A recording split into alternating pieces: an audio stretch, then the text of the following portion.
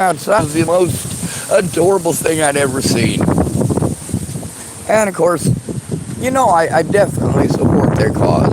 You've heard me bitching for what, 5 years on my channel now.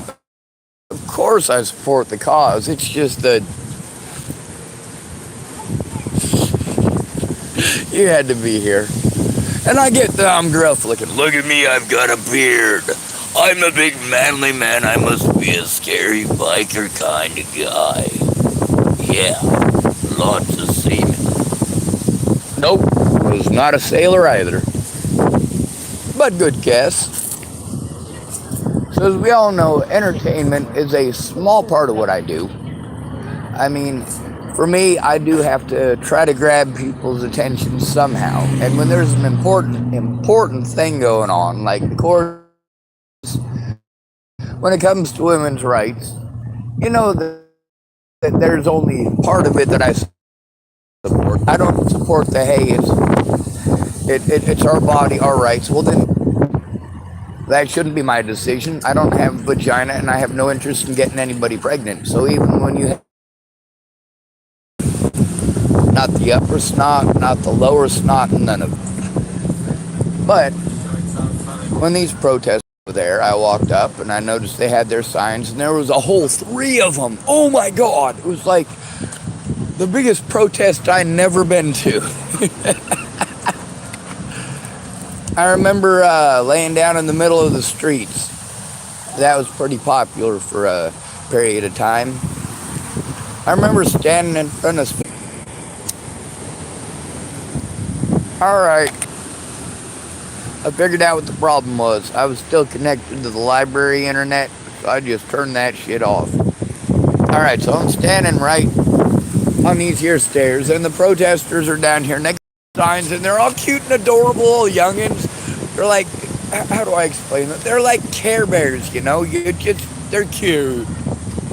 And I got their signs here about their abortion and men for women's rights, and it reminds me, yet again, that nobody's out here with signs for men's rights. People always want to forget the male victims, do they not? Now, how many of my friends have spoken up on my YouTube channel, and how many of those people are dead today? You know why most of them are dead?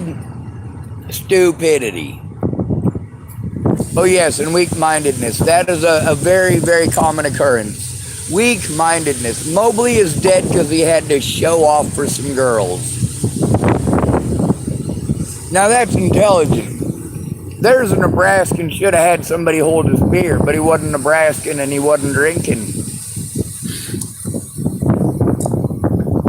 Boulder, Colorado, for years I passed out blankets to the homeless. My job was to save lives, and that's what I did, and I was very good at it.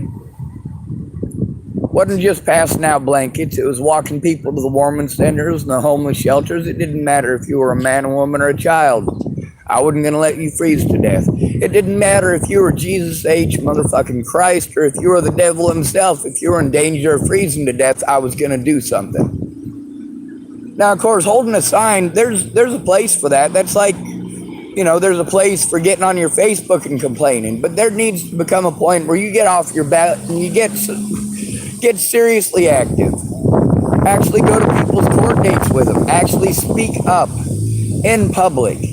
Speak up. You got to use your voice. People look over at your signs and they say 3 fucking twats over there, and two of them are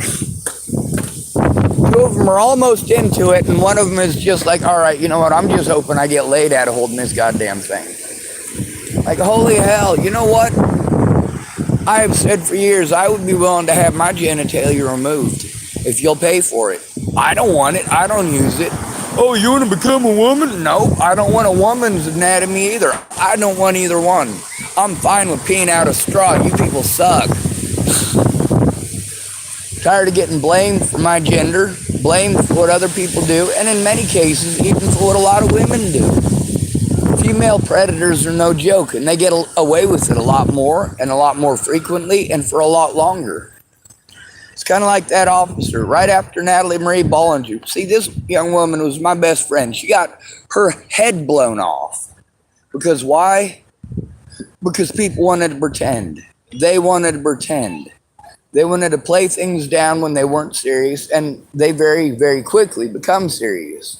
Now, why is it that I'm going off on the aborted protesters? Well, not just because it was an abortion protest, but it's because of opinions.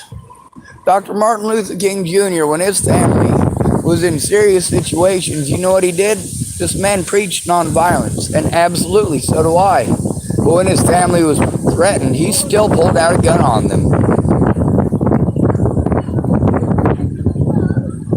And the young woman who was there, she is so young and naive. She says, oh, well, we have differences of opinion on that.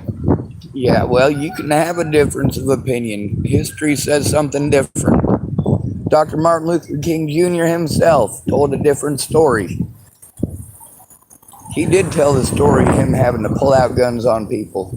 So did his wife, Loretta Scott King. You ever hear of that woman? Do you even know who she is? Probably not. The reality of the world that we live in is that we got a bunch of half-assers that don't even know what the hell they're talking about. They don't know nothing about history, but they want to argue about history. And meanwhile, history shows me to be right. When Natalie Bollinger was shot in the head, it proved me right. When Waylon Lolatai assaulted a whole bunch of homeless people, it proved me right. And this morning in Portland, a man, 27 years old, homeless, stabbed repeatedly while he slept under a tree. He was sleeping under a tree. Yeah, there's no crimes against the homeless in this country. That's just the ones that are severe enough for us to care about. Whereas an officer, if you sneeze in the wrong direction, you're going to prison for assault. And of course, who's their favorite victim? Well, everyone's favorite victim, primarily homeless males. When you can't go after the police officer that screwed you over, you go after a homeless male. When you can't go after the daddy that got you pregnant, you go after a homeless male. And you want to pretend that somebody like me is some sort of asshole because of the way I look? Well, I certainly am, but it's not because of the way I look. It's because I'm sick of this shit. How screwed up is it to make a little girl give birth to her own brother? How screwed up is that? I want to know. You guys have all heard these questions before. Hardly anybody ever answers them. I want to know, how screwed up is that?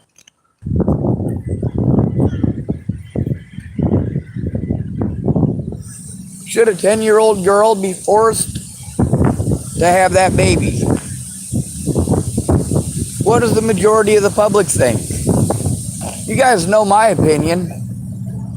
Half the population in America is women. The largest voting population in the country is parents. What are you doing? Your votes aren't doing anything, it's because you're not voting. But then again, voting doesn't exactly work, does it? We always have super close elections so that we can keep people occupied with arguing about whether or not Donald Trump or Biden won the election. This has been going on since Al Gore. Meanwhile, all the youngins that just walked past me, depending on what state they're in, their daddy can diddle them and force them to have that kid. How screwed up is that? And of course, this is a major point of contention when it comes to males being victimized as well, because, see, a male isn't going to get pregnant. He isn't going to be forced to have that kid. So it's not as big of a deal on that end of the spectrum. But then again, it is a big deal because now we are making male victims so they are not only shamed and blamed for being victimized, but they're not going to get heard because of the abortion issue. But it's still happening. My friends are still being killed out on the streets. Complete strangers are still being killed out on the streets. And Natalie Bollinger still got shot in the head, now didn't she? December 29th of 2017, Natalie Bollinger was shot in the head by her boyfriend's 9mm Glock 19 at 6 to 15 inches away from her head while she was on her knees at Macintosh Dairy just off Riverdale Road, Thornton, Colorado. Now, some of you might remember this case, and some of you come to my channel because it's got a pretty nasty cult following. People threaten my family, they threaten my friends, and I still speak out. Holding a sign, yeah, that's important. You guys saw me holding that sign the other day. What did it say? Americans are cowards? No, it said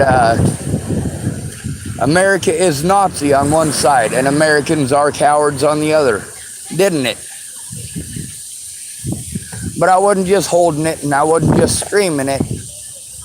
I've gone out of my way to take the steps that are necessary to do something about these things. The problem is, holding a sign is standing alone.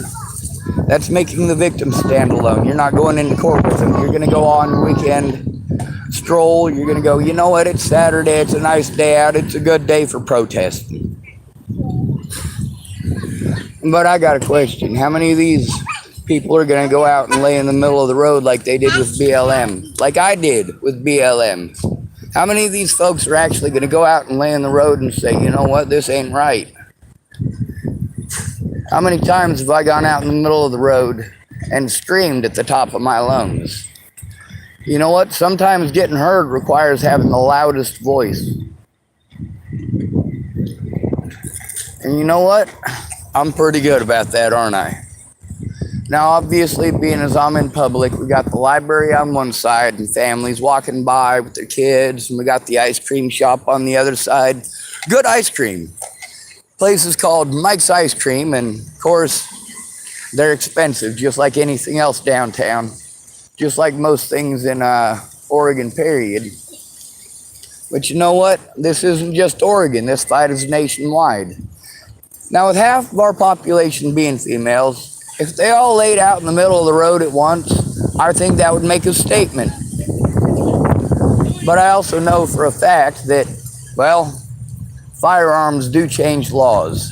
The Second Amendment is there for a reason, and if you got a bunch of tyrants telling what you can and cannot do with your body, and you don't think that it's right, you still have the option of the Second Amendment. There are AR-15s galore in this country. But you don't even have to buy an AR-15. You can get a Romanian-made AK-47 for relatively cheap. Or a Yugoslavian SKS, that's what I had, 7.62 by 39 millimeter ammunition. Hell yeah, semi-automatic, 30-round external magazine. Beautiful, beautiful. I had a Monte Carlo stock on it. And guess what I used it for? Did I use it for shooting human beings? No, I used it for getting rabbits for dinner. It was Nebraska. But you know what? When I went out shooting with people in Nebraska, it was always a controlled environment. People were not generally drinking. It was generally a situation where safety needed to be observed at all times. Now, the problem with Nebraskans is they like drinking and blaming everybody but themselves. It's the blacks' fault that they're broke. It's the Mexicans' fault that they're broke. Meanwhile, they're spending $1,500 a month. That's $50 a night down at the bar, complaining to the rest of the peanut gallery about how blacks and Mexicans are reason they're broke. No, $1,500 a month in fucking booze is the reason you're broke, dumbass. And of course, there's always the jokes about the hold my beer. Nebraskans aren't going to ask you to hold their beer. They want to hold their beer because by the end of the journey, they want to be able to brag about not spilling any. Now, me being a Nebraskan, and of course, what did they call me in Nebraska? N-word lover, but they didn't call me N-word. Am I liked there? No, I never have been, and I never will be. Am I liked here in Hood River? I suppose that depends on who you ask. Most people who watch my YouTube channel know of me as being an asshole. That's because I am. Most of the people I know in person, well, they like me.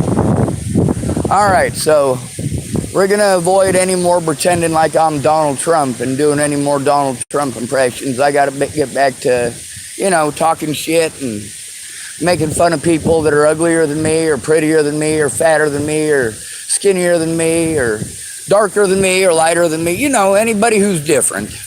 That's the Nebraska way, right? God bless America. Okay, well, you know what we say at the end of this, don't we? Good to be rid of you. Thanks for coming to visit. Stay out of trouble or don't get caught. You are your brother's keeper and no victim left behind.